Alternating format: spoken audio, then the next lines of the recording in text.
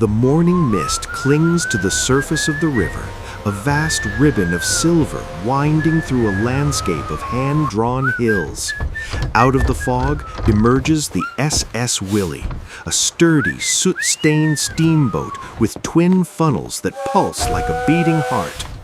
At the helm stands Mickey Mouse.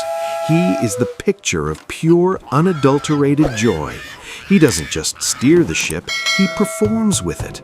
His gloved hands grip the oversized wooden wheel, and as he turns it, his thin legs sway in a rhythmic dance. He begins to whistle a jaunty, high-pitched tune, a melody that seems to catch the wind and pull the boat forward. Every few seconds, Mickey reaches up and pulls the cords of the 3 steam whistles. They don't just emit a dull roar, they sing in harmony, their brass caps hopping up and down like the lid of a boiling kettle. The steam rises in white puffs, punctuating the beat of his whistle. Mickey is in his glory, the undisputed king of the deck. But behind him, a shadow begins to grow, stretching across the wooden floorboards. It is Captain Pete, a mountain of a cat with a peg leg and a face etched in a permanent scowl. Pete doesn't care for music or joy. With a roar that silences the whistles, he grabs Mickey by the waist, his massive paws dwarfing the small mouse. With a cruel chuckle, Pete yanks Mickey away from the wheel and tosses him toward the stairs.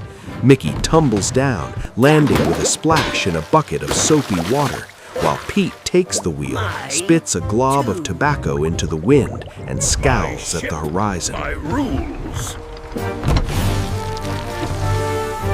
The SS Willie slows as it approaches a rickety wooden pier known as Podunk Landing. Mickey, now damp and slightly bruised, has been demoted to deckhand duties. He watches as the boat is secured, but there is no time for rest. Pete bellows orders from the bridge, demanding that the livestock waiting on the pier be loaded immediately. This is no easy task. The animals of Podunk Landing are just as stubborn as the captain. Mickey attempts to lead a cow onto the deck, but the animal is a strange skeletal creature that seems to defy the laws of biology.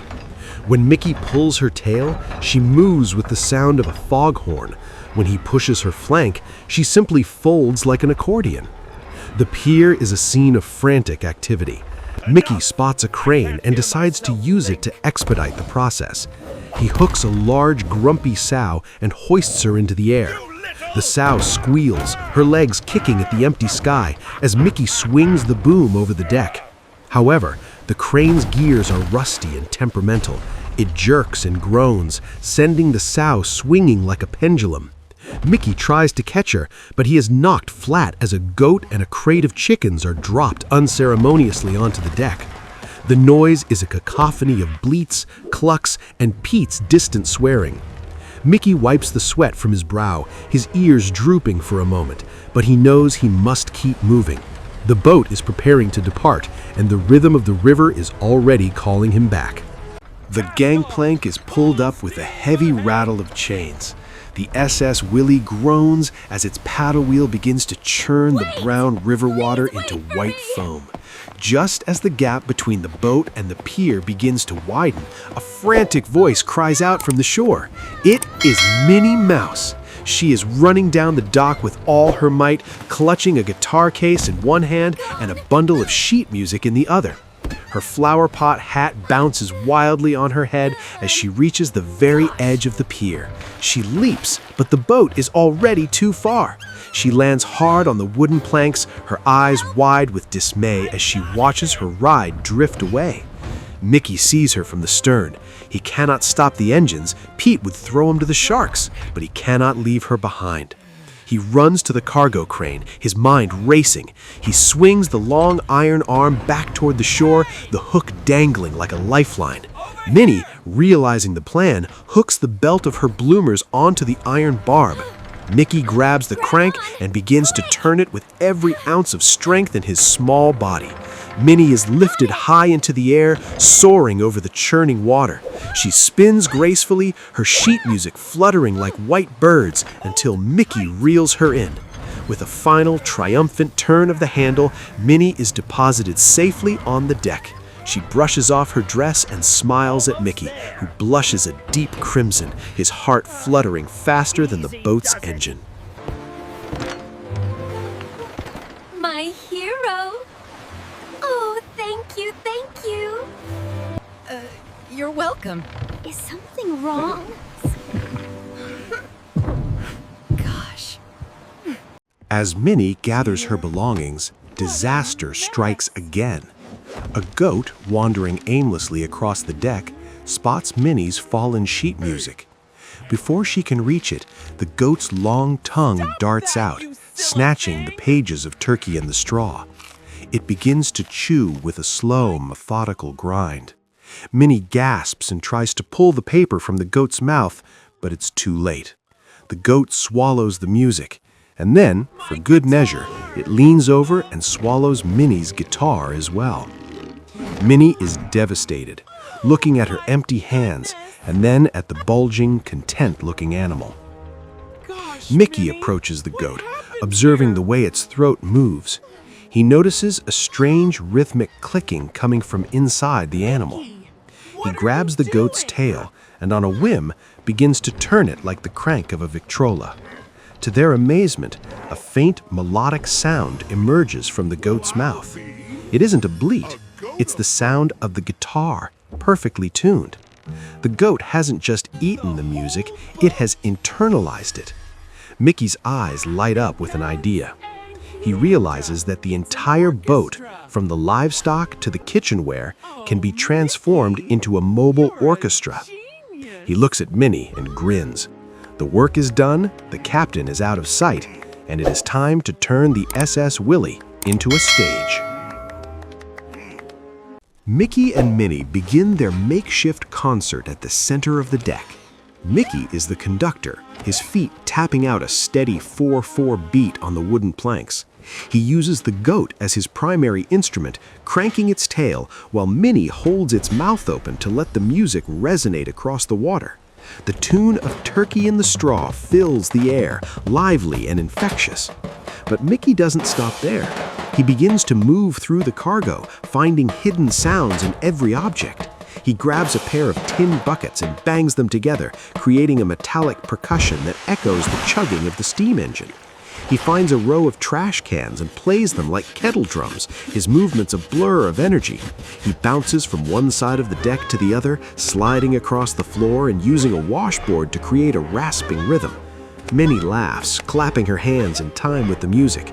The animals on board begin to sway. Even the boat itself seems to participate. The boards creak in harmony, and the steam whistles provide a low, rhythmic bass line. Mickey is no longer just a deckhand, he is a maestro of the mundane. He has taken the scraps of a working day and woven them into a tapestry of sound that defies the gloom of Pete's leadership. The music grows louder and more surreal as Mickey explores the limits of his instruments. He approaches a nursing sow lying near a pile of hay.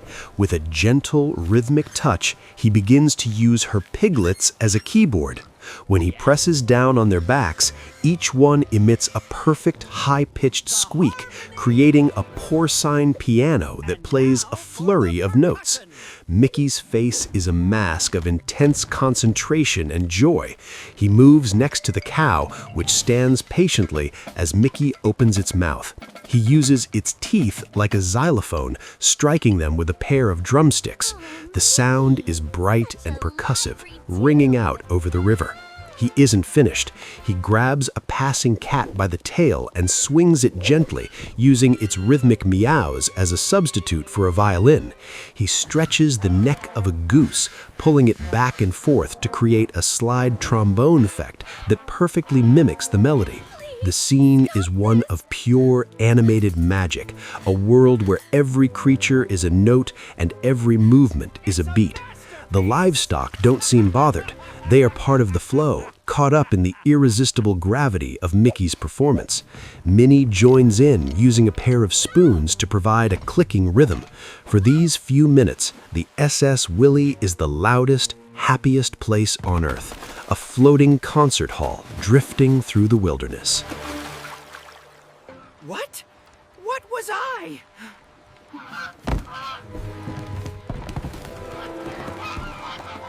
You scared me, Mickey.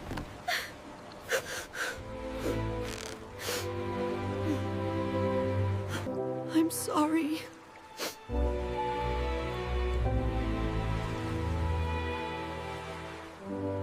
The crescendo of the Barnyard Symphony is suddenly shattered by a sound more terrifying than any foghorn. The door to the bridge slams open against the metal hull with a deafening bang. Captain Pete stands there, his massive frame silhouetted against the sky. His face is a deep shade of crimson, and steam literally seems to roll off his shoulders. He has been watching the nonsense from above, and his patience has finally snapped. With a roar that sends the birds scattering from the trees on the riverbank, Pete stomps down the stairs, his peg leg hitting the deck with a heavy, ominous thud. The music dies instantly. The goat stops singing, the piglets scurry away, and Mickey drops his drumsticks. Pete towers over the small mouse, his shadow swallowing him whole. He doesn't say a word. He simply points a massive shaking finger toward the galley. Minnie shrinks back, watching as Pete grabs Mickey by the scruff of his neck. He drags the mouse down the dark, steep stairs into the belly of the ship. They enter the galley, a cramped space filled with the smell of damp earth and old vegetables. Pete kicks a large crate of potatoes toward Mickey and hands him a small, dull peeling knife. "Work," Pete growls, his voice a low rumble. He slams the door, leaving Mickey in the dim light of a single flickering bulb, sentenced to the most monotonous task imaginable. Mickey sits alone on a low stool, the silence of the galley heavy around him. He picks up a potato and begins to peel. Scritch, scratch, scritch, scratch. The sound is a depressing contrast to the vibrant music of only minutes ago. A parrot, perched on a ring in the corner of the room, begins to squawk. It imitates Pete's gruff laugh, mocking Mickey's misfortune. Mickey glares at the bird, his brow furrowing. For a moment, it seems like his spirit might finally be broken. He looks at the mountain of potatoes and the dull knife, and his shoulders slump. But Mickey Mouse is not so easily defeated. He hears the steady thump-thump of the boat's engine through the floorboards. He realizes the engine has its own beat. He starts to peel the potato in time with the engine. He tosses a finished potato at the parrot, knocking the mockingbird off its perch with a satisfying clatter. A small, mischievous smile returns to his face. He begins to whistle the same jaunty tune from the morning, softly at first, then with growing confidence. He realizes that as long as he has a rhythm, he is free. Above him, Pete may be the captain, but down here, Mickey is still the master of his own joy. The SS Willie sails on into the sunset, the sound of a lone, defiant whistle echoing over the water until the screen fades to black. The end.